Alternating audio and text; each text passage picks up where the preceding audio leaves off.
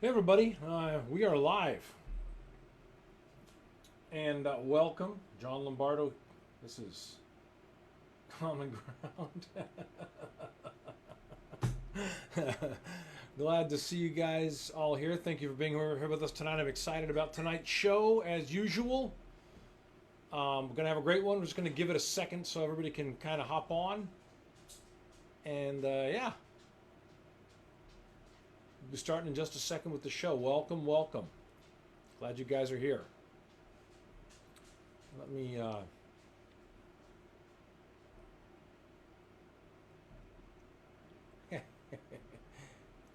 right on. Welcome everybody. Glad to have you. I got to set myself up so I can see you guys. Welcome. Great. Yeah, we're going to start in just a second. We're just giving it a second here. Got some people joining. Welcome everybody. Glad you're here. We're bringing our guests on in just a moment. This is not an adult beverage, I promise you. I'm teetotaling on tonight's show. All right. Hi, everybody. Hi, Pete, Denise, Ben, Della. Welcome, guys. Glad you're here. Thanks for being here with us tonight. I'm excited about tonight's show. Delighted to be with you all tonight. I'm going to start in just a few seconds. Hi, Allison. Glad you guys are all here with me tonight. Hope you guys have had a good week. I'm just going to give it another second or two. Still people hopping on. We'll do it Hawaii style. I don't know if you guys noticed in Hawaii, God bless them, very casual with time. As I am myself. Yeah, and if you want, yes, hey Ben, yeah, if you guys want, you can share this. Click the little share button and share it on your screen to bring more people in to see what we're going to do tonight. Tonight's going to be a great show. Excited to be here with all of you. Hi, Carol. Glad you're here. Hi, Joe. Glad you guys are here. Awesome. Hey-oh. Guys, I'm going to, right on. Okay, cool. Hey, let's get it rolling. Let's get this puppy happening. What do you say, huh? So, we got some, I think we have new people joining us tonight. If so, welcome. Glad you guys are here. And good evening, everybody. Thank you. You are on Common Ground, the place where we seek to transform division into understanding. As I speak, fear and bigotry threat to tear our nation apart. And on this show, we seek to strike a blow against the fear that divides us by listening to one another as we discuss the most difficult topics with respect, civility, and a mind open to a difference of opinion. I'm happy to tell you that we've found over and over again that when we can discuss our opinions freely, we can form an alliance of reason with our fellow citizens, even when we may not agree. We discover we're not all that different, and it's not so hard to reach common ground. See how I did that? Name of the show. I'm your host, John Lombardo. Excited to be here with you tonight. Our topic for tonight's discussion is, it's called the United States. So how did we get so divided? One of my taglines for this show is uncomfortable conversations and tough topics done with decency. Hear all those alliterations in there? It's gotten so that I feel if I'm not nervous before a show starts, then if I'm not thinking, oh shit, am I really going to talk about this on the internet? Then I don't feel like we've chosen the right topic if it doesn't scare me. Tonight, however, I'm not nervous at all, even though I'm certain we've chosen the right topic. So I'll explain what I mean about that in just a moment. But first, let me bring in, you know him and love him, my friend and co-host, Captain Eric Rodriguez. Probably not even a real captain. Hi, Eric. Well, hello. Hi there. Good to have you here, my friend. How are you today? I'm great, man. Good to see you. Excited about tonight's show. And so, Eric, before we get into the show tonight, I like the idea of you and I talking a little bit about, taking 5 minutes or so to talk about current events. And of course, you guys, this is Common Ground. It's interactive. You may chime in. You said something to me this week. We're not going to talk about this as a topic tonight, but you said something to me this week that really just got to me. It resonated with me, and I wanted to talk about it to you in the first few minutes of the show tonight, wherein you said to me, we were talking about, we considered, got everybody watching, we considered doing our topic this week on the narrative that by getting rid of statues and flags and things, we are erasing America's history. And Eric, you said something to me about the statues being the things that had erased America's history, and I'd like to have you talk a little bit about that with in front of the viewers. I thought that was an interesting point. Well, just so everyone knows, I have no degrees in history. I'm not an expert in any of these areas. However, when I look at some individual cases and the things that I know, we have a debate going on in the city that we live in about a priest, Father Sarah, who we have a statue here in front of the city hall, and Father Sarah was, part of a colonization of the state of California, and there are a lot of people, and a lot of natives and a lot of allies who are very interested in getting the statue taken down, and I listened in. I did a Zoom with the city council, and I heard people talking about this idea of erasing history, and the history that they talked about, and the plaque and the underneath the statue, and the things that students in our town are taught about this particular person is incomplete. The colonizers' version of the story does not talk about the all of the indentured servitude, the soldiers raping the natives, these things are not part of, and oftentimes those that put up statues have already decided on a small part of the history that they want to tell. And so it really is when the statues are going up, they've already decided to erase the history. I think that it's a big mistake. And one of the things that I think that is important, and I'm hoping to talk a little bit more about tonight, is sort of this, one of the common threads I keep seeing throughout a lot of the discussions that are going on around different topics, from coronavirus to statues to, all kinds of things, is that people tend to only use a small piece of information and then make a decision, and then they don't allow more information in. Even in this topic, as I started to learn a little more, I found out, as I learned about the terrible things that happened to the Native people, then after that, I also learned that Father Sarah was vehemently against the way that the soldiers treated the natives, and traveled to Mexico City to advocate for a new system that would allow, and there he learned native languages to be, to understand better the culture. And so it's complicated, and they always are. And I told you about my feelings about Thomas Jefferson, whose political and philosophical writings I admire greatly, and he was a slave owner. These things are complicated issues, and it's not until we open up to let information in that we can begin to have an adult conversation. And we can handle knowing the whole history, right? Yeah. As much as possible, we're never going to be able to go back, and the history is always written by an angle.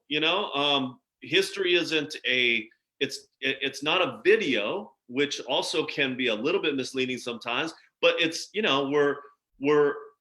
we can look at Thomas Jefferson's writings or Father Sarah's writings, and we can read commentators of that time that were writing about that, and we can try to form a picture and do the best. But just being open to the idea of continuing to let new information in, and to listen to the arguments on the other side, which were so often, so many people in so many situations get triggered, and that is often something that is used to describe liberal people. But as we see with many instances around on the news right now. It is not, this is every human being gets triggered. Yeah, there's no group that has the market cornered on being triggered. That's for sure. Yeah. Right on. Well, thank you. That was good food for thought. I loved hearing that when we talked the other day. I thought that was such an interesting thing that, because we have this debate raging, and I couldn't agree with you more. I think, like, look, I want to know the whole truth. I went to that school. I went to Holy Cross School, where the statue of Father Sarah was, and I learned none of those things you're talking about. We just learned that he was a venerated saint, and I would have liked. Well, I was young. I'm probably too young to know all that stuff, but it's a good story. It's good to know the whole story. So listen, guys, as I said earlier, I'm not nervous at all about tonight's discussion, even though I'm certain we've chosen the right topic. That's because of our guest. I had a different topic chosen for tonight, like we were just talking about, and I told Rodney, our guest, what we were covering, and in his normal, super cool way, he said, "Oh, I don't think I want to do that." He said, "How about we talk about unity and harmony instead?" And the answer was, of course, as it should be. So, I've never let a guest dictate what we talked about, but I love this guy so much that I just want to introduce him. He is a coach, a poet, author, and speaker. He is the former host of the It's All Good radio show, creator of Mindshift 360. He coaches Fortune 500 execs and entrepreneurs. So please welcome my friend, Rodney Allgood. Rodney, are you here with us, man? Hey, what's going on, John? Hey, brother, it's really good to be with you, man. Rodney, it's so good to see you. Rodney, this is Eric, who does the show with me every week. I know you guys haven't had a chance to meet yet, so. Rodney, hi. Hey, good meeting you virtually. You too. So, Rodney, I was just introducing you to the group, the folks that we have out there on Facebook. Guys, so we're going to get into this conversation. I want to lay out some of the ground rules of what we do for everybody. This is an interactive show. You may absolutely ask questions. You can, comment. Well, that's how it works. The only thing I have a couple of quick rules that I need you to follow. Okay, so first of all, it has to be a complete question. Please ask a complete question. If you say things like why or what for, there's a latency. So you might be referring to something we talked about 5 minutes ago. So if you say I don't agree, or it's not true, or a partial statement, we won't know what it is. Secondly, make sure that you either ask a complete question or reference your comment. Say, hey, I'm asking about this, something that we said, and reference that direct comment, because once again, there's latency. We might not know what you're referring to. And then, of course, finally, as always, and we've never had a problem with this with our community, with so many people watching, but there's no insults or bad language or attacking one another allowed. We'll just ignore it if that happens. But we've never had a problem with that. I'm not worried about that at all. So with all of that handled, Rodney, first of all, man, it's great to see you. Love you, man. You're my brother. I'm so happy to have you here with us. And you and I have something in common, Rodney. I was looking over some of the things you've done recently. You and I are both avid promoters of the idea that we must practice listening in our society today, and that it's not happening enough. So you on your website, you talk about bonding with other races. You talk about eliminating assumptions about people. You talk about making race a non-issue. These are all things that in the common conversation, at least out there in social media land, are sorely lacking. So how do we, in a couple of minutes, if you can germinate it down, how do we begin to do those things? Number one, going back to what you said initially, no one's listening. Everyone is speaking from the lenses they carry, and they're just looking to validate what they already think, and desiring to understand why someone has an opinion and why somebody thinks what they think, especially the one who has the complaint, right? Okay, where does this come from? Tell me about your experience. Let me look at the world through your eyes a little bit. Let me see what you see. And it starts from there. It starts with listening. We have 2 ears and 1 mouth for a reason. And we're just, especially in Facebook, you can kind of see where everybody's coming from. And everyone is so anxious to validate what they already think. There's no growth with validating what you already think. You already know that. Growth is coming from learning things that you may not know, or maybe you didn't experience. And we've got to start there. And we've got to start with a curiosity as to, what's going on there? Where's this coming from? Let me understand what you see. And coming from that place, you'll learn a lot. There are things that people of a particular generation are not privy to that happened the generation right before you. Okay, so what are those things? Let me learn about them, because so much of what we're discussing and arguing about, things, attitudes, and perceptions are passed on from generation to generation, right? So let's find out what the experience was. What were your parents teaching you? What was their experience, so I can understand your vantage point. And it all comes from a desire to understand first and foremost. Sorry, you talked about social media, Rodney, and one of the things that I've been sort of forming an idea about how it's problematic, because it's such a prevalent tool for communication today. And first of all, there is no standard for factual information. There's no standard anyone's held to. Anything that supports a belief you may have, you're free to not only read it, believe it, but also share it. We have a platform to do that. And then secondly, we're not required to listen. It's a one-way conversation. And I think that because there's no active listening required, you're just reading something, having an emotional reaction, and then responding, that it plays into our emotions, it plays into our triggers, and it sort of dismantles our logical approach. What do you think? Absolutely. I mean, that's all we're seeing is people being triggered, their emotions just getting involved in. There's no desire to understand. And as long as we're reacting, right? I always teach this when I speak. I'm like, you can live a life from a place of intention or live a life from a place of reaction. And that's what we're seeing. We're just reacting to things. When we have the attention to unify, we have the intention to understand, we have the intention to make things better in our surroundings and understand and get along with the people around us. With that intention, listening is a part of that. It's just a natural part of it. So if you have the intention to make things better, you will find ways to make things better. If you have the intention to be right, you will find a way to be right.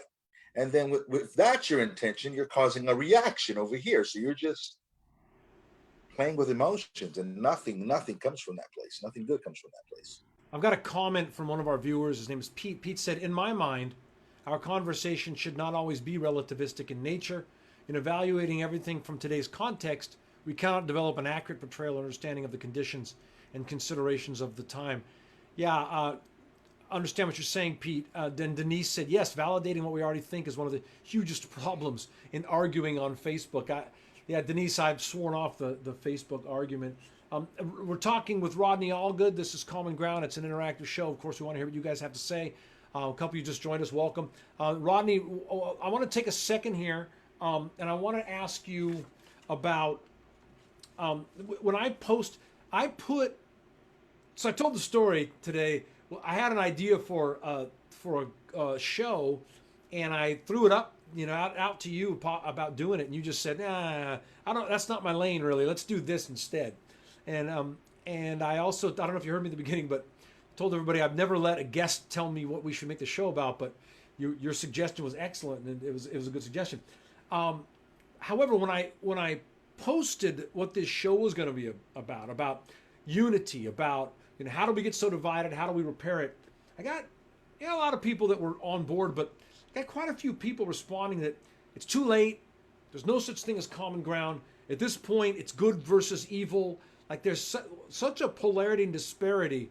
We're in, so many people are dug in on those trenches. What do you think what do you do when you're training a group or when you're working with somebody coaching them? How do you get people out of that mindset? Number one, people are speaking to the loud minority.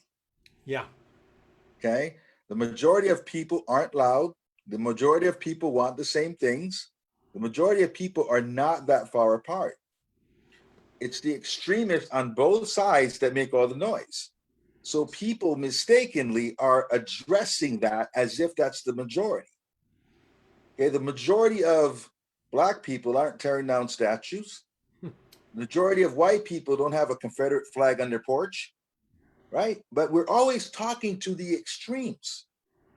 But most people, John, are like me and you. It's never been an issue, has it?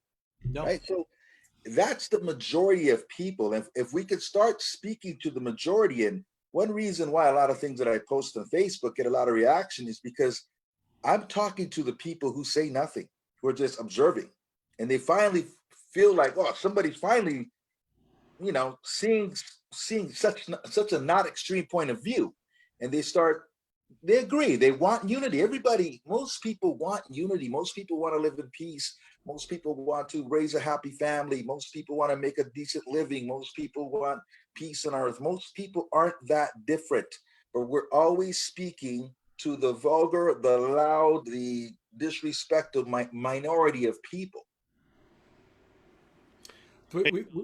Oh, sorry. Go ahead, Eric. I'm going to read a couple of questions while you ask Rodney your question.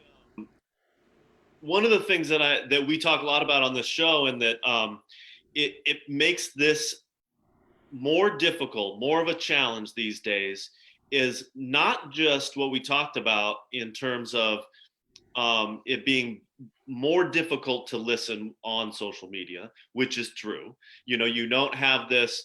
I recently asked my staff when we couldn't get together that I really wanted them, unless they had some really good reason, to be on video as we are, because I wanted us to be able to see, even though we were in the same room, I wanted us to be able to see each other's faces. There are fewer misunderstandings because we take in so much information when we're looking at people. And but there's another challenge that I don't know that we've ever really had before, and that's that there's so much intentional misinformation put into the sphere of social media, and then people who are looking for validation grab onto it, or who are naturally afraid. They're fearful about something. They have somewhere to put that fear, and I don't really exactly know how to combat this, other than the way that we started talking about the at the beginning of the show, is we have to be committed to not stopping our search for more information. Continue to let new ideas in, new facts in, and not to make up our mind 10 minutes into our as Rodney was saying, be curious. And if we, in 10 minutes into our inquiry, we've decided permanently, then what else can we do? Then it becomes really difficult to find common ground. And I just, we talk so much about that, resisting that misinformation, and research and a commitment and an intention, as Rodney was saying, to what are you really trying to do?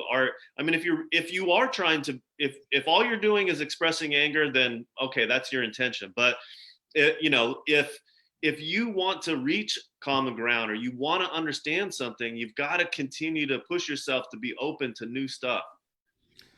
So we have a question from our audience, Pete. I'm sorry if Rodney, and specifically for you. What do you think is the secret for people to get away from generalizing about other people and bringing relationships down to how we treat and interact with one another? That's a good one. I think we need to know the difference between these three things, because when we put everything in the category of racism, everything gets lost. Okay? There's a difference between judgment, prejudice, and racism. They're not all the same thing. Yet people treat everything, if it's a black and white thing, as if it's racist.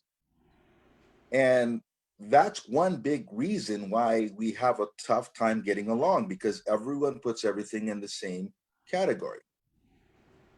Judgment someone could be tatted up from head to toe, okay? And sometimes find judgment, because people might say, hey, that means this to me, right? That's judgment. Prejudice is usually a stereotype a negative stereotype that can be dismissed fairly quickly if someone finds you contrary to the stereotype. Okay? Prejudice can be worked through very quickly. I work through that all the time. Racism is when you think your race is better than another. right? So a lot of times people talk about reverse racism. There's really no such thing. Black people can be prejudiced, but it's not racist. Okay, so knowing what those three things are can allow you to navigate with people a whole lot better. When sometimes you might say that person, he's got a bias and he's got a prejudice, and I'm going to work through that. I'm going to just connect with that person as a human being. And that judgment, say if it's a black guy and a white guy wants to get along with the black guy and he feels some resistance, well, I'm just going to work right through that, because whatever stereotype he has on me, I'm going to blast right through that, because I'm not what you think I am. And you're going to see that in 5 minutes. And you'll see people change like that. I get that all the time. Okay. You can work through it. Don't react to it. Don't react to it. Don't react to judgment, and don't react to prejudice. Racism is a whole other bucket. Color your skin's wrong. There's not much you can do about that. But most people are dealing with judgment and prejudice more than anything else. And if you don't acknowledge it, like when I used to go to this convention in Nashville, Tennessee every year, because I owned a sewage pumping company for 20 years. And this is very rural America. So it's like 95% white people, 13,000 people, probably 98%, heartland American guys, right? And I'm talking big belt buckles and cowboy hats, and I never had a problem. Now I could feel the judgment sometimes, or maybe it was a prejudice, but because I'm going to just be the coolest guy you met all day, I just worked right through that. They ended up loving me. They loved me at that convention over the years. I went 8 straight years. So you can't react to it. The biggest thing is, even if somebody does it, it's usually judgment or a stereotype that you can just work your way right through if you don't react to it. Because a lot of times people are assuming you don't like me, so I don't like you. And it's an assumption both ways. So when I'd go to this convention and I'd see this guy go right up and shake their hand and say, "What's your hand? And what's your name?" And they've been a little taken aback sometimes, like, "Wow, okay, well, I'm hi Rodney, I'm Billy Bob, whatever your name was," and it just went away. Now I know I still can't marry that guy's daughter, date his daughter. He's probably got racism on that level, but that's not what we're dealing with. We're just dealing with two guys getting along. So if you try not to react to it, usually it goes away, in my experience. Do not react to that initial stereotype that people put on you. You said something that I'm very interested in. You talked about the difference between judgment and racism. When you said with racism, there's really not much we can do. And I got to tell you something, man.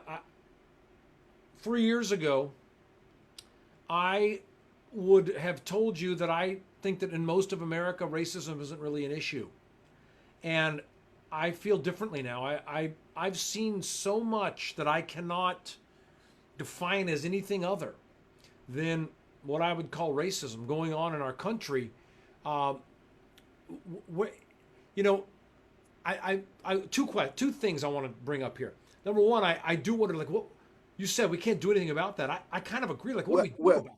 Yeah, I mean, I didn't really mean it like that. I mean, there is something you can do about it.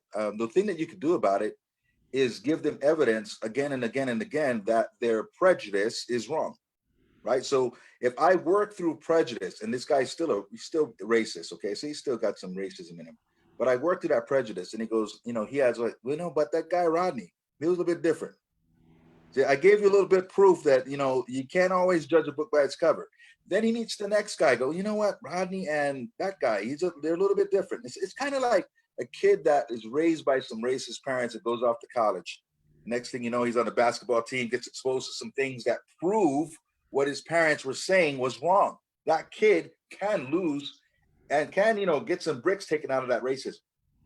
So the social proof then can dismantle and then, because I also, there's a lot of anger in the black communities right now, and man, I completely get it. I've seen things I've just gone, you got to be kidding me. This is, and then I'll tell you, like, I read, I'm gonna forget the name of the book. I read an excerpt out of a book this week, but I was stunned to learn this. But interracial marriage was illegal in the state of Alabama until the year 2000. I didn't know that. Wow, that recent?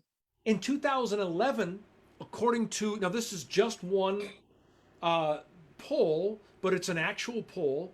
In Mississippi in 2011, 46% of Republicans said that they believe there should be a legal prohibition against interracial marriage 9 years ago in 2011. And I just think, what planet am I living on right now? Right. What world are we living in? So, how do we address that? I mean,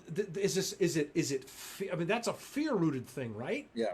Yeah. Yeah. Some people just have to, I mean, it sounds horrible to say, but sometimes generations just have to die out. Yeah,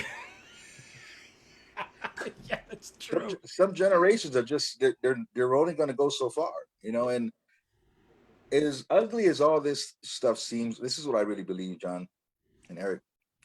I believe that an old paradigm is really beginning to die. Yeah.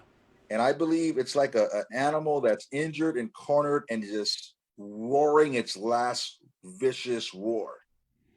And I really believe that's what's happening right now. And on the other side of this, I think they'll be good. I think it's ugly. A lot of things like this are ugly when you're in the middle of it. But I think on the other side of it, people will dialogue differently. We're doing this show right now talking about it, right? And Yeah. as time goes on, the more reasonable minded people like us, our voices start coming up, right? Right now, we're dealing with the loud minority, but the majority of us see things not that differently. No question about it. So we got some comments here I want to read to you, um, and then I'm gonna lob it over to you, Eric. So Carol said white racism in the form of an entrenched belief that you were just born better than other people, no matter what you do, say, succeed at or fail at, for no reason other than whiteness, is virtually impossible to address.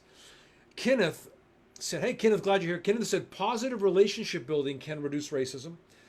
Yeah, we talked about that, Kenneth. Rodney had said that social proof could undo some of those things.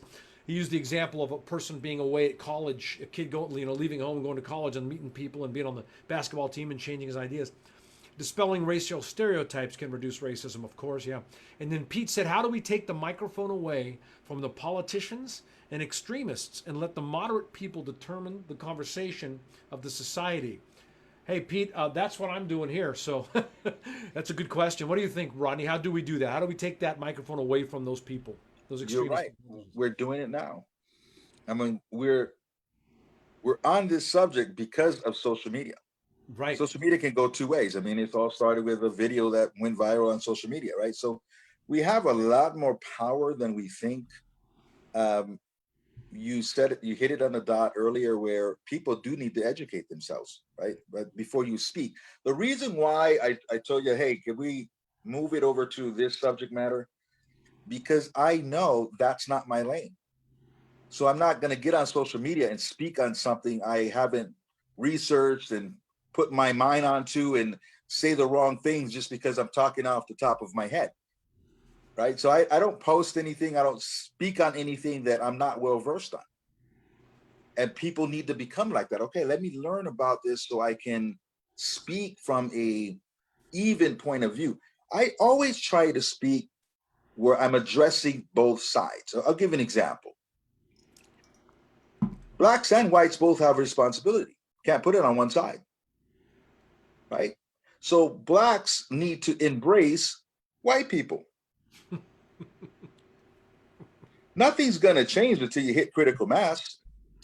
You're not going to hit critical mass with 12% of the population. So when a white person wants to get involved and do good things and join the cause, because that person says something the wrong way, uses the wrong word, maybe it's an old guy who says, yeah, I'm all for you coloreds.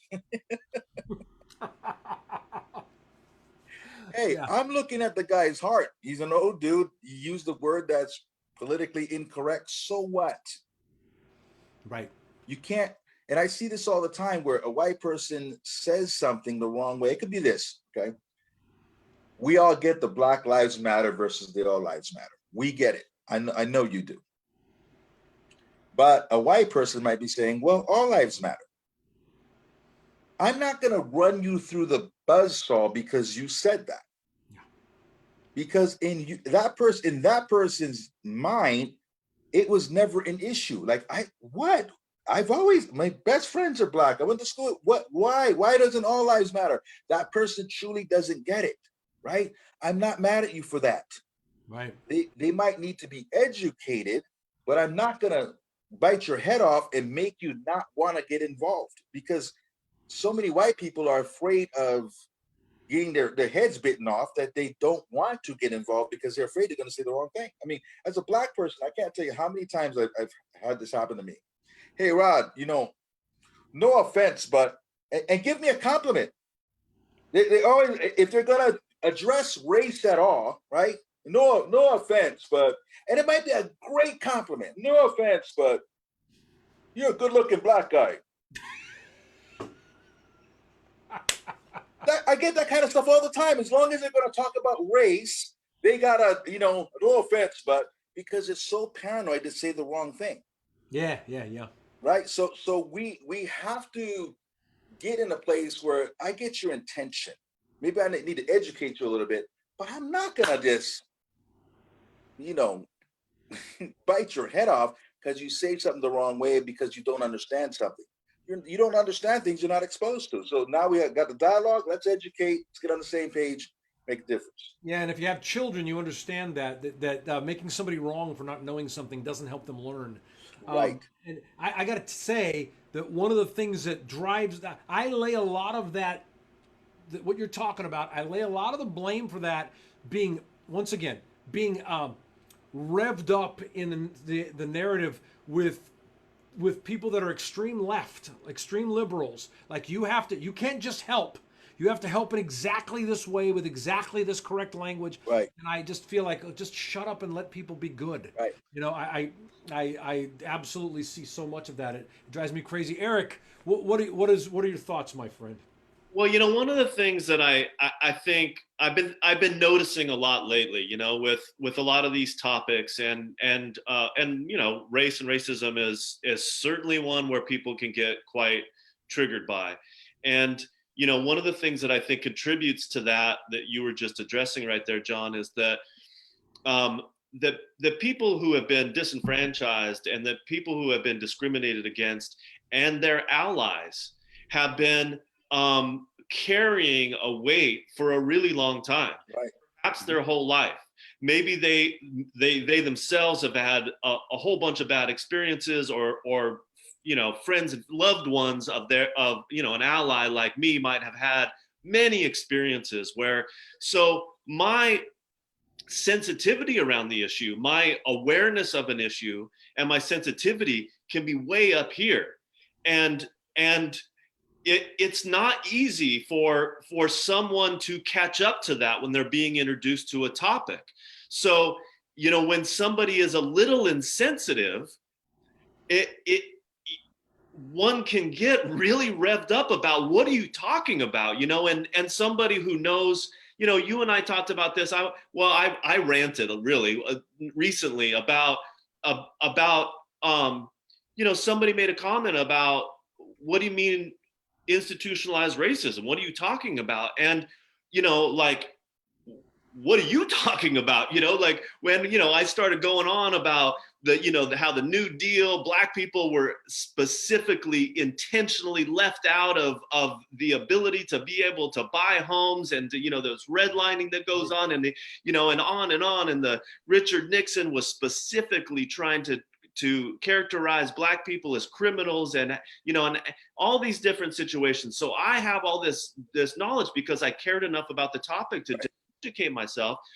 And it's a little bit, it stirs one up when somebody ignores all that, and plus all the personal experiences and seeing all the pain that people go through. Like, to have no knowledge of that seems crazy, and so it can be hard to get taught. And I'm not talking about canceling people. I don't believe in that either. I think when somebody has I think we have a responsibility, if we care about these topics, to listen and to provide examples so that people can have more knowledge. I'm not at all for I mean, unless somebody is doing something incredibly violent and like incredibly unproductive, I'm all for continuing the conversation. But I think that I think that one explanation for why people get cut off so much is because people are in pain about certain things. You know, when I listened to that other night about the statue here and listen to this Native woman and the stories of her ancestors, but also her grandparent, like I mean, the pain of that individual, it's hard for her to accept people saying, that this system and this person, that we're putting up in the city as a venerable, act. She was just in pain. And so I think that a lot of that comes from that. I think that reactivity, as Rodney talked about earlier, that we all have to guard against. I mean, and you and I, since we started this show, that's one of the things that we're trying to fight against is every little topic that comes up not being reactive, but let's dive a little deeper. Let's take a breath. Let's do some research. As I was saying at the beginning of the show, let's continue to let new information in. Let's listen. I think that's the only way out of this. And one last thing, and I'll be quiet for a little while. As far as what can we do about racism? That's a job for each one of us to do as individuals. We have to educate ourselves. We have to, and the one thing that I know we can do, it's tough work, but we can examine our own biases, and we can also work for policies, because as I said, there is institutional racism. We can work on that, even if somebody's heart, there are going to be some people whose heart you can't change. No, it doesn't matter what experiences they have. They've had too much education in the wrong direction. They're not going to change, but we can change policy. Right. Yeah, and hey, guys, this is Common Ground. We are talking with Rodney Allgood. I've just typed Rodney's website into the comments. If you want to learn more about what Rodney does, all the good things that he's doing, please, that's his information. I'll put it in again before the show's over. Kenneth said to engage in real conversation about race, participants must be thick-skinned and remove the chip off their shoulders and tolerate implicit bias and the ignorance of negative programming and see the intention to learn a truth about other cultures and change historical tendencies. Kenneth, I couldn't agree with. I think that's an important thing. You and Rodney have both tonight. Kenneth said it. Rodney, you said it. And Rodney, Kenneth is very active in his community in Chicago and in education and just in making his community healthier. I hear you guys saying that being black and angry isn't going to cut it. We're going to have to embrace one another as communities and come together. Is that an accurate statement, Rodney? Yeah, I don't get mad at ignorance. Right. So ignorance is ignorance. It upsets me more when somebody is not open to learning something different. But ignorance is ignorance. So a lot of times too, especially because of social media, the narrative a lot of times is created by the people who think a certain way, right? So one thing I've been seeing a lot lately is, why are you trying to punish us for slavery? Right. And I'm seeing all these posts about slavery and trying to, well, Irish were slaves and, we're not, black people sold blacks in Africa to Americans, and they're trying to invalidate things. But that whole narrative was started by that kind of thinking, people who thought like that, because the black folks weren't even talking about slavery. We're more concerned about things that happened during the Jim Crow era that my parents grew up in, my parents lived under. Now that's a derivative of slavery, but if slavery ended and everything was fine, nobody would be talking about slavery today, right? But because we had all these derivatives, my parents grew up in an era of people being lynched all around them, where they had to be on this side of the track before dark, when they couldn't drink from the same fountain, couldn't eat at the same restaurants, had to sit in the back of the bus, all that stuff. My parents were like that. The Jim Crow era ended 2 years before I was born. That's not a long time ago. No, it is not. So people who have parents that grew up in that era, what could their parents teach them about being all you can be? Right? So generationally, thoughts, ideas, feelings, all of this is passed on to the next generation. So a lot of people are not aware of how close this is to us.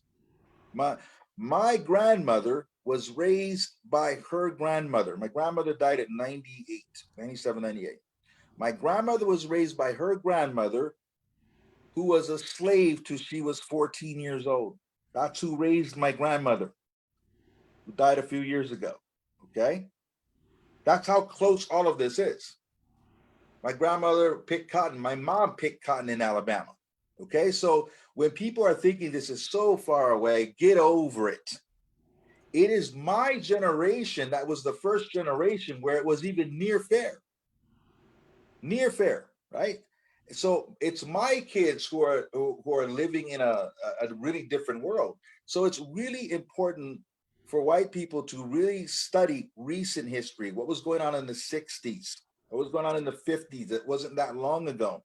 Of course, we still have the residue of that today. Study that. Know that it wasn't long ago that we were legally second-class citizens. So even as a child growing up, I would barely ever see anybody on TV that looked like me. When the Jackson 5 was on Sonny and Cher or Carol Burnett, it was a big deal. Like that was the one group I could look up to, right? So all of these things are going to play on your psyche a bit. And these are the things people have to get over and nobody thinks about. Well, like I said, a lot of people have come on in the last 10 minutes or so. There's people coming and going always on Facebook, and I just want to reiterate that I learned this week that in the state of Alabama, interracial marriage was illegal until the year 2000. Now it wasn't being enforced, of course, but the law had not been changed, and I don't know if it was being enforced. Maybe it was. And then in Mississippi in 2011, according to one poll, 46% of one group of people thought that we should still legally enforce the segregation of races when it comes to marriage. That's 9 years ago. It's insane that we're still talking about this. Pete said, Carol said, whites only signs were pretty common in many states when I was a child. Motels discriminated well into the 1960s. Carol, when I moved to Las Vegas in 1997, I was visiting. I was meeting with an entertainment director at the Desert Inn. That's where the Wynn is now, but the Desert Inn was still there, and we were going around and looking at the showroom. And behind the showroom, there were these rooms. They were like portables. Now they were still out there. They weren't being used for this anymore because this was 1997. But that was where the entertainment director told me that's where the black performers had to stay when they came to the hotel. So they could, Nat King Cole and Billie Holiday, they could come and perform in the hotel, but they had to go sleep out in those quarters. And that was in the late 50s and early 60s. This is not a long time ago. It's not ancient history. And like I said, for myself personally, the stuff that, Will Smith said something I haven't forgotten. He said it back in 2016, but he said, racism isn't getting worse, it's getting filmed. And the things that I have seen, and I'm not talking about crazy conspiracy theory YouTube videos, I'm talking about straight up videos of things that are happening right now today. My mind has been blown by that. So yeah, we got some work to do. There's no question about that. Pete said, what I have seen works best is to find a common project or community goal and then roll up your sleeves and work side by side. Knowledge is not exclusive to one race, ideology, or community. Today, we can exemplify a unified society by doing things together and having the next generation see the fallacies of race discrimination. That's great. I love it. I think there's a couple things too, John, that we can do as Black people. We can acknowledge what's not right, but we also have to acknowledge progress, because that's where people tune out also. So if we don't acknowledge progress, the fact that we had a Black president, the last president was Black, right? So yeah. If we say nothing's changed, then a lot of white people tune out, yeah, right? Because they're like, nothing's changed. You just had a Black president. Nothing's changed. Kansas City Chiefs quarterback just signed a contract for $500 million. Okay, they think like that, right? So we have to acknowledge that some things have changed tremendously. Sure. Other things are lagging way behind. So two things can be true at the same time. It's not an either or. We've made massive change in some ways since Dr. King was assassinated. So a mere 52 years ago, right? Yeah, 52 years ago.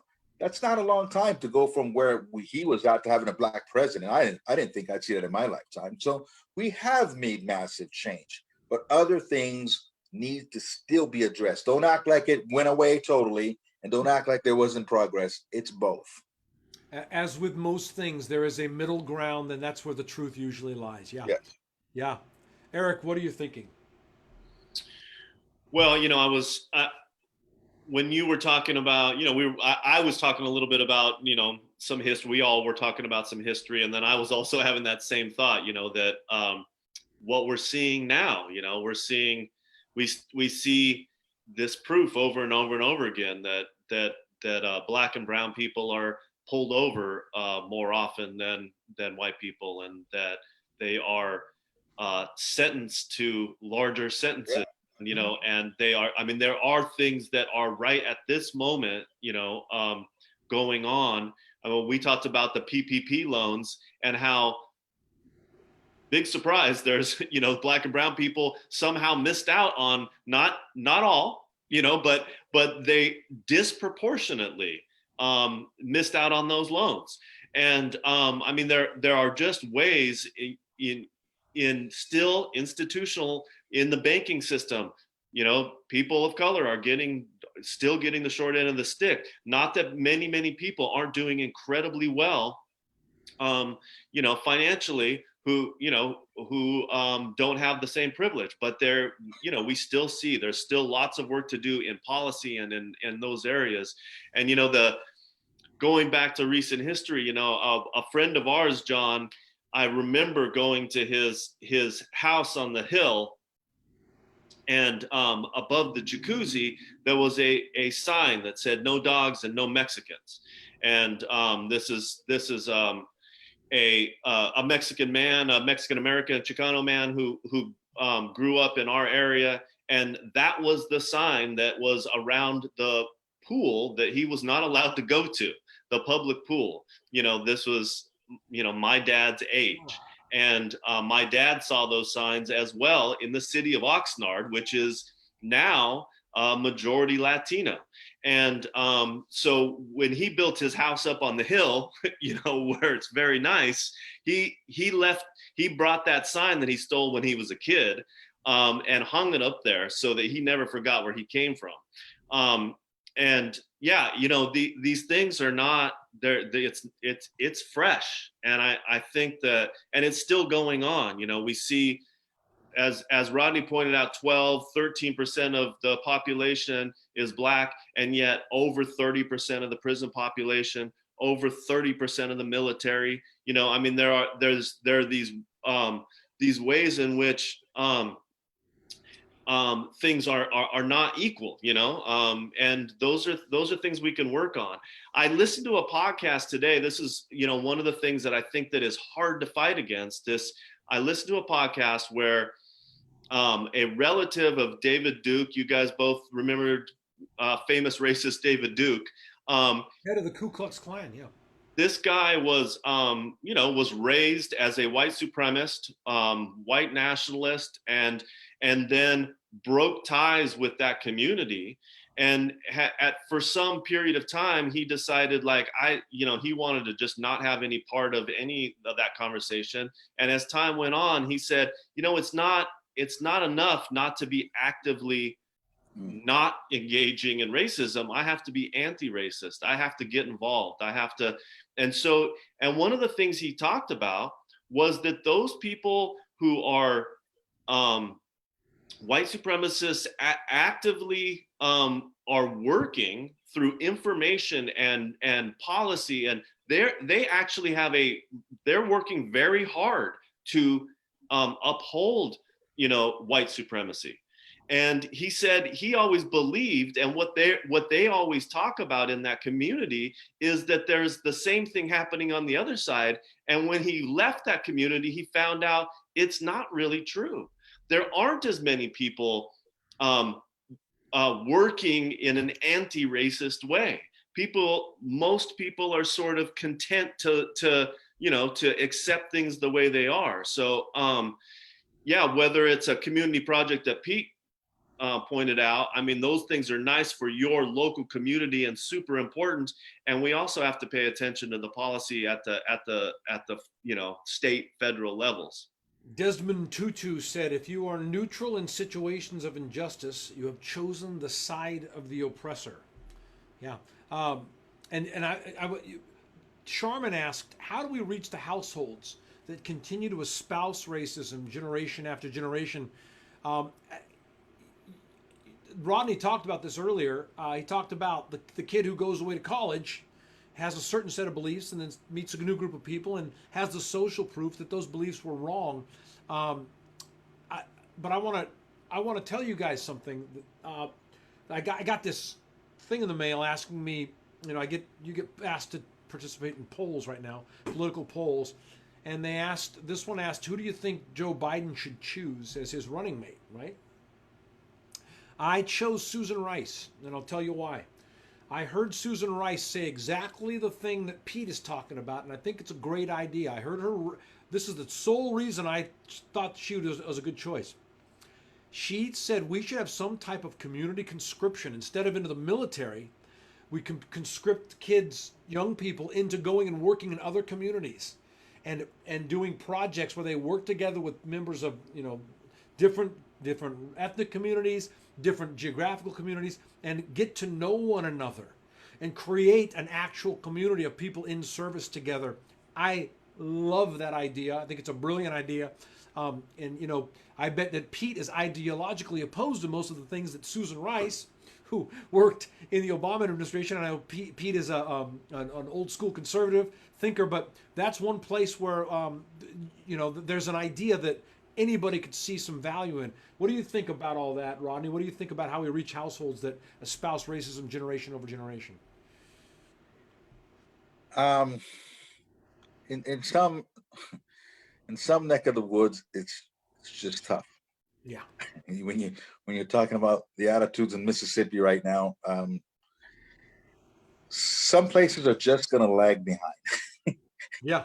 um, and that generationally has to ease up. They're always going to be lagging behind the rest of the country. But I think that's a great idea to have things that we can work together on, where you can see you're not that different. And most people, when they are exposed to someone long enough, they see that we're all human. They see that we're really not different. It's the boogeyman. We're just seeing something that exists in our minds on a certain level. Okay, all the institutionalized stuff, very real.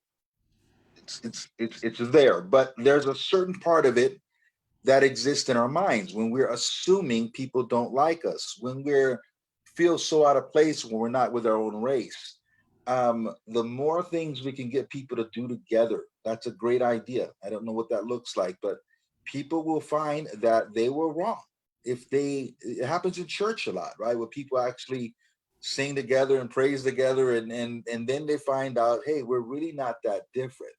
So yeah, we need things. In sports, it happens all the time, right? You're on a ball team, and you're brothers, and you go to war for each other. We do need more things that bring people together. I mean, that's an interesting concept, but we absolutely need that. What from a standpoint of Rodney? I know that you are a trainer. By the way, guys, welcome. We got new people. This is Common Ground. We're talking with Rodney Allgood. I'm going to once again type Rodney's website into the comments so you can check out what Rodney does and see all the good things that he's out there doing. But from a standpoint of training people in an entrepreneurial or work environment, what are some simple things that you teach people to just get along with people that Yeah, forget about race, just people who aren't like them? You know what I mean? yeah. In a work environment, everyone should take the time to. If I was running a company, what I advise companies to do. People of different races should go out and do happy hour together. Go have a beer. You'll find out you both like fishing. You'll find out you're both Pittsburgh Steelers fans, love football. You'll find out you have all these things in common once you sit down and with the intention of getting to know each other. The race stuff will go right out the window because we all do a lot of the same stuff. And we'll find, again, that common ground, right? Yeah. We need to hang out with each other as individuals, maybe not groups of people. The groups won't mesh so quickly together, but one-on-one as individuals. Let's have lunch. Let's get a drink after work. Let's get to know each other. You're going to find that your kids are both in martial arts. You're going to find out that, maybe you went to a college that played against each other and you both played football. Whatever it is, you're going to find things in common if you spend time one-on-one. Because I could tell you this, the reason why my vantage point is different and why I really don't have these issues all that much is because I was raised in Hawaii. So I was always the only black guy. I was the only black guy in my school most of the time, definitely in my class. So it doesn't make me uncomfortable to this day to be the only black person. I was raised in a melting pot of races, right? So I didn't have that chip on my shoulder. In Hawaii, it's not a negative thing to be black because that was their heroes on TV, Muhammad Ali and all that stuff. I was growing up, that was their heroes. There was no there was no hood in Hawaii. So I didn't have anything negative about, put in my mind about being black. So I could be in a sea of white people and it doesn't make me feel uncomfortable. That's why I could go to those conventions I spoke of earlier, and it doesn't make me uncomfortable. And what I find is when you're kind to people, I just spent a couple of weekends in La Jolla. La Jolla is very wealthy, 90% white. And early in the morning, I grab a cup of coffee and walk on the beach. And as I walk by people, good morning, morning, good morning, morning, right? But if I have an attitude where I feel like I don't belong, and my energy is if I don't belong, and I won't look people in the eye, and there's something about me that's unapproachable, then we're just perpetuating something. I'm assuming they don't like me, and it's a bunch of rich white folks, and I don't belong here. Where the brothers at, right? And I'm passing this energy off to this person who's giving me this energy back. And now you're creating something that really doesn't exist. So I rarely have any issues with this subject because, again, that's how you break through that prejudice is just, good morning, how you doing? Good to meet you. What's your name? Just be kind. And people want to be kind back. They do. Most people do. Most people want to like you. Most people want to be kind. You have an idiot every now and then, but most people want to embrace you. We have this. Got to embrace them first. There's this. It sound from listening to you. It sounds to me like in mainland United States of America, there's this vicious cycle. Yeah. That the black community lives in, where, I mean, you want to start. We want to start to have everybody, black, brown, Native American, Hispanic, whatever. We want everybody to have this idea that everything is there for them, that it's all available to everybody. And if you don't believe that, you're less likely to have it. Right. But what do you do when reality tells you that that is not what it is? And yet, there's people like yourself, and there are all kinds of people of color who succeed wildly in our society. So how do we combat the institutional challenges, the obvious inequities, while not having, especially young black people, fixated on the idea that there is some grievance that they must bear and that there's something holding them back? Yeah. Number one, we have to come to terms with the fact that as of my generation and generations after me, life's not fair, but it's fair enough. It's not fair, but it's fair enough and you can make it. And if you make it, you've helped propel your whole race another step forward. Okay. It's not fair, but planet Earth's just not fair for anybody. I mean, in different ways, right? We all have challenges, but it's fair enough today. My parents could not say the same things I say.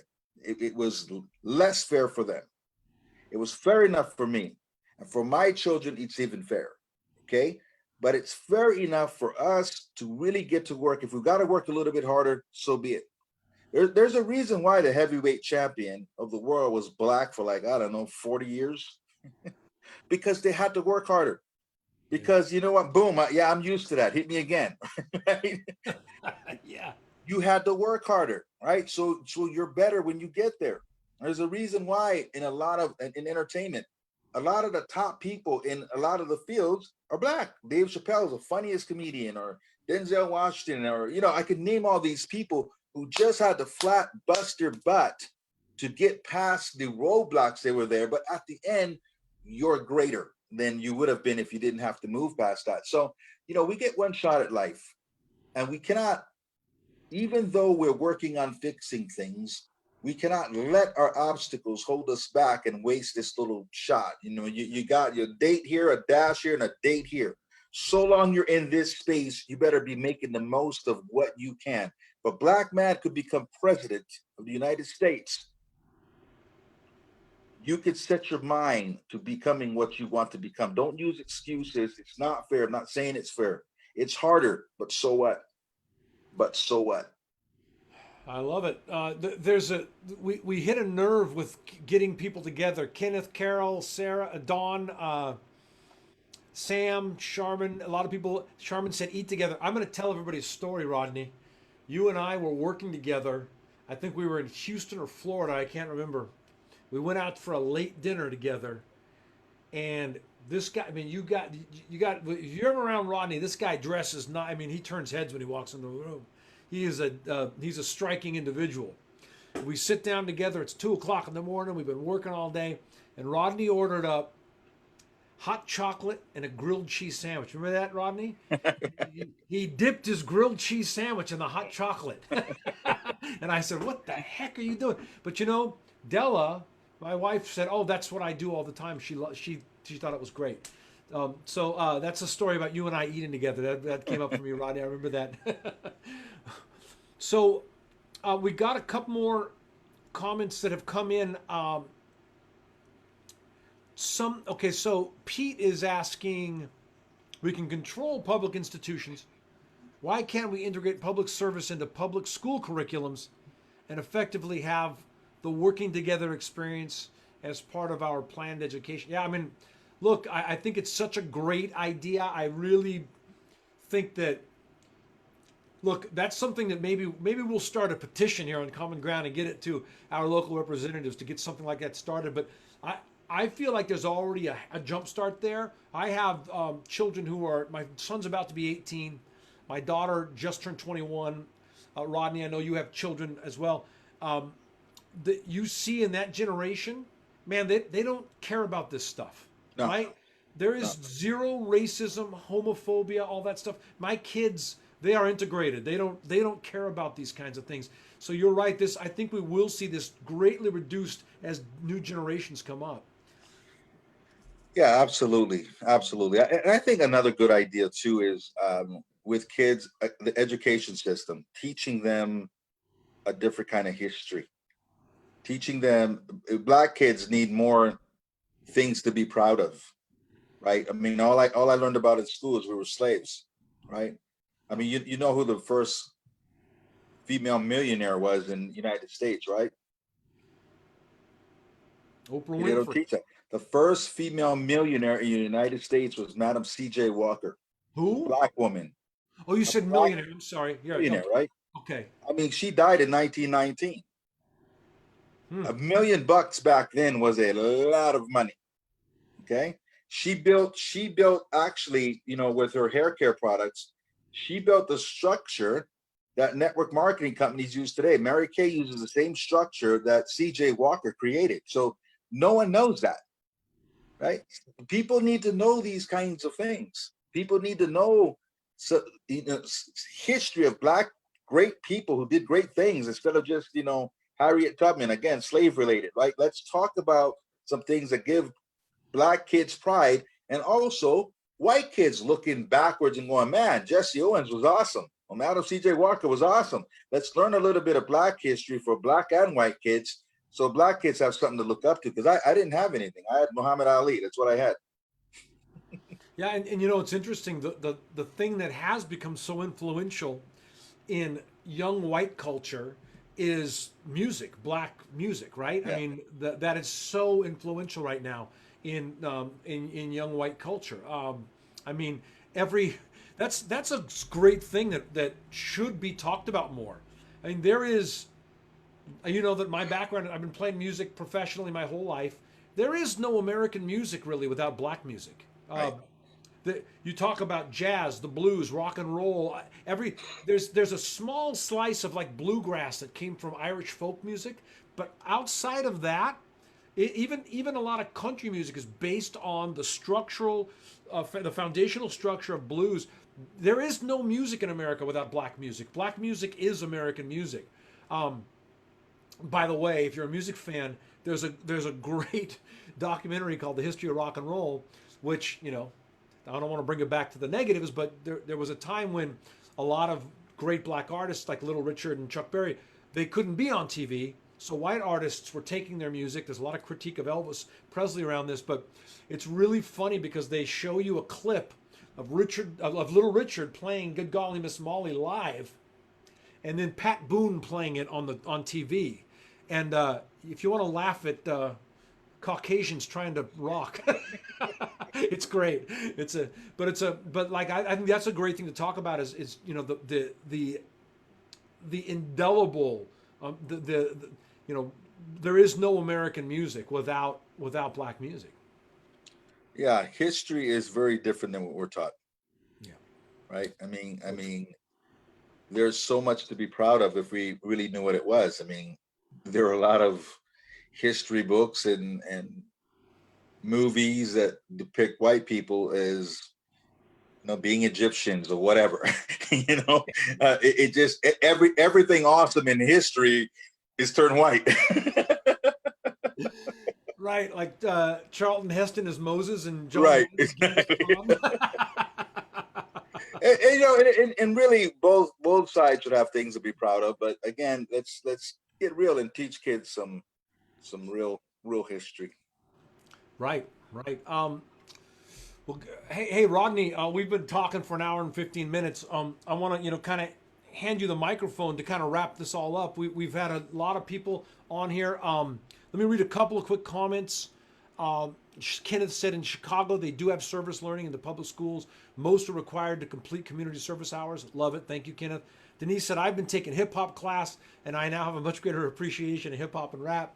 Hey, Mark, good to have you here. Sarah, right? Chuck said something interesting. Chuck, I'm glad you're here, my friend. He said, I want to read Chuck's comment. If I can go back and find it, he said, when you get a chance, read Walt Whitman's poem, I Hear America Singing, then read Langston Hughes' response. And we read it in my fifth grade class and discussed the elephant in the room. Thanks. That's an interesting suggestion, Chuck. Appreciate you, man.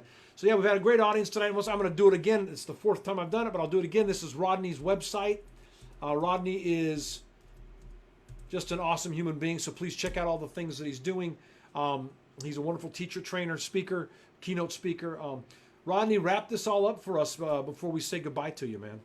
Well, and also find me on Facebook. I'll get rid of some annoying people and make room for y'all. I think I'm maxed out, but you know, some people need to go. Uh, this is great. Your audience is great. Great questions. This is really a snapshot of most of America. All of you, you know, two of you on the screen, and all of you watching. So have hope. You know, just don't see the things going on out there and think the extremist people are representative of black or white people. Most of us are like the people here. If it wasn't true, we'd have a bunch of idiots writing idiotic comments while we were here, right? So, but everybody wrote great comments, and you know, again, have hope. I mean, things will be okay. I think we are, as I said earlier, this is something that's dying, something that's screaming in a corner with its a knife going through it, and it's desperate. America is trying to hold on to its past, and it's a new day, and good things will come on the other side of this. A better, more unified people, I think, will emerge. our kids, again, the next generation, they're way smarter than us. So us old dudes are just keep kicking that can, right? But we're gonna be okay. Keep the faith. Embrace people. Get to know people one on one. If you got Black people at your job, in your life, sit down with them, have a cup of coffee, stretch your comfort zone, and learn something new. And your paradigm will change just from getting to know people that you currently maybe haven't embraced yet. So we're gonna be good. Rodney, I love you, brother. It's always good to see you. Thank you for being here with us tonight, my friend. All right. Everybody, Hit me up please. next time through, man. Yeah, oh, absolutely. When we can see each other in person again, you and I, Yeah. we're due. Guys, please go find Rodney Allgood on Facebook and become his friend, follow him, see what he's doing. And Rodney, just can't thank you enough for spending this time with us, man. It's so good to see you. All right. All right, my Good stuff. friend. Have a All good right. night. Good to meet you. You All too. right. Well, guys, that was good. I loved it. That was great. Eric, what are your final thoughts before we wrap up? And I want to say a couple things. I'm so sorry. Oh yeah, Benjamin is replying to Sarah. That's right, Sarah. If you go to the Common Ground page, you can invite people to check it out. So thanks for asking. Please do share this page, guys. I have good news. We've had a lot of new likes and a lot of new follows in the last week. A lot of good things happen. The page is growing. The popularity of the show is growing. So thank you. Please help us share it every week that we do this. Eric, go ahead. What are your final thoughts, my friend? Well, the last couple days I've been, you and I have had a couple conversations about there's a lot of really heavy stuff going on right now. There is. It's true.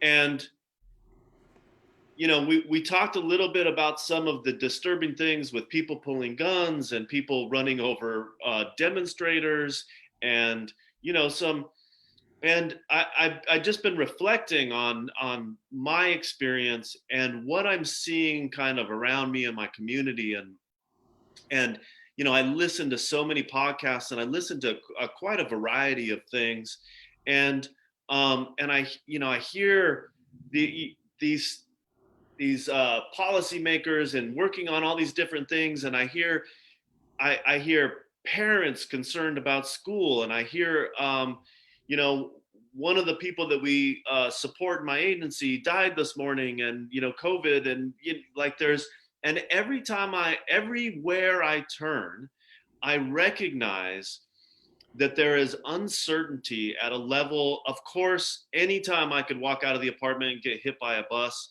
a meteor could drop on Ventura right now. But there's a level of uncertainty on every level for every human being right now that we've never experienced. And I think some of the tension is about that. That you and I talked, I don't know, 3 months ago about how the slowing down and being less busy in life was, there was a pro and con to the things that our busyness keeps us away from noticing, keeps us, we have that busyness, and not all the feelings and the thoughts have time to bubble up. Yeah. Well, all of that is happening for everybody. All the anxiety is there. And it's a lot to carry by itself. And, I had a staff meeting today with my staff, as I do every Friday, and my mind was just on, please take care of yourself.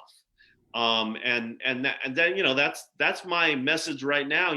If my message about our show and about what we talked about tonight is, don't stop the conversation, don't decide you're right, look for better information, listen to more people, and take care of yourself. Do the things that will give yourself a break. You and I are always talking about, you and I go on walks, we talk about good nutrition, we talk about that, but I just want people to just breathe, take care of yourself, and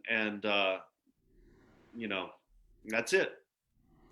Right on. I am with you on that, my friend. So, guys, with that, I am going to get to my close of the show, and we'll call this The Way I See It. And I might start to offend some of your beliefs in the beginning, but bear with me. I have a point to make. I promise. I think it'll be worth your while. So I'm going to start this off by saying something that you might find controversial, but I'm not a Christian. I was raised a Catholic. I rebelled into non-denominational Christianity as a preteen. And then sometime fairly early in my young adult years, I accepted that amidst the deceit of evangelism, the subjugation of women, the condemnation of homosexuals, and the everyone goes to hell but us ideology, there would be no place among Christianity where I could comfortably exist. That's just me. If you align with Western civilization's concepts of Christianity, then God bless.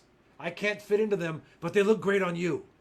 However, old habits and indoctrinations die hard. I still regularly read the Bible, particularly the stuff toward the end. And I have to admit that when I struggle mightily with an issue in my life or in the world, I do still ask myself that most Christian of questions: what would Jesus do? And I asked myself that question again this week. So many people feeling oppressed and misused, misunderstood, threatened, lied to.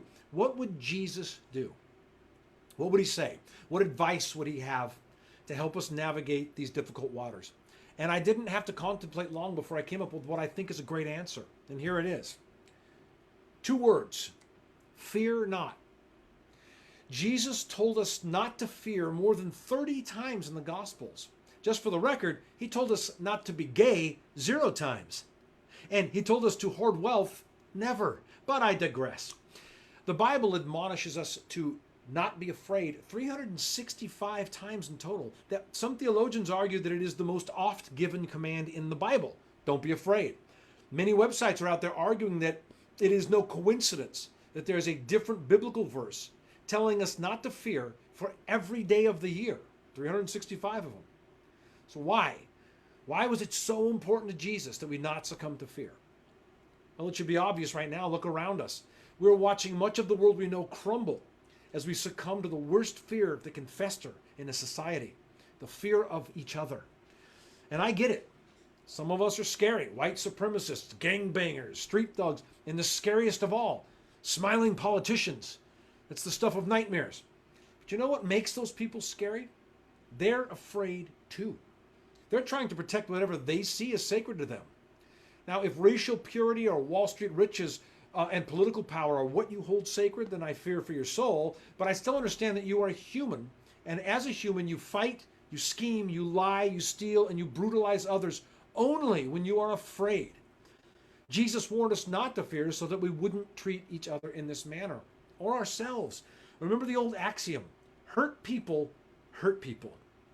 So here we are, hurt, angry, scared, ready to throw down, maybe on the verge of civil conflict. What would Jesus do? Or what would Jesus not do? Well, I think I know what he wouldn't do. I think he would never give up on us. Never. In the book Man's Search for Meaning, Viktor Frankl speaks of Nazi doctors who risked their lives to smuggle antibiotics into sick Jewish patients in death camps. These people were Nazis, and the patients were going to die anyway. They were in death camps. And the doctors still brought them antibiotics at great personal risk. In the Netflix series God, starring Morgan Freeman, there's a man who was once a skinhead gang leader who had grievously injured numerous people just because of their skin color. But now he works in the streets denouncing violence and helping others escape gang life. My point is that there is no darkness that's too dark. There's no depth from which we cannot be salvaged. More importantly, in this moment, from which we cannot imagine our neighbor being salvaged. Because that's it.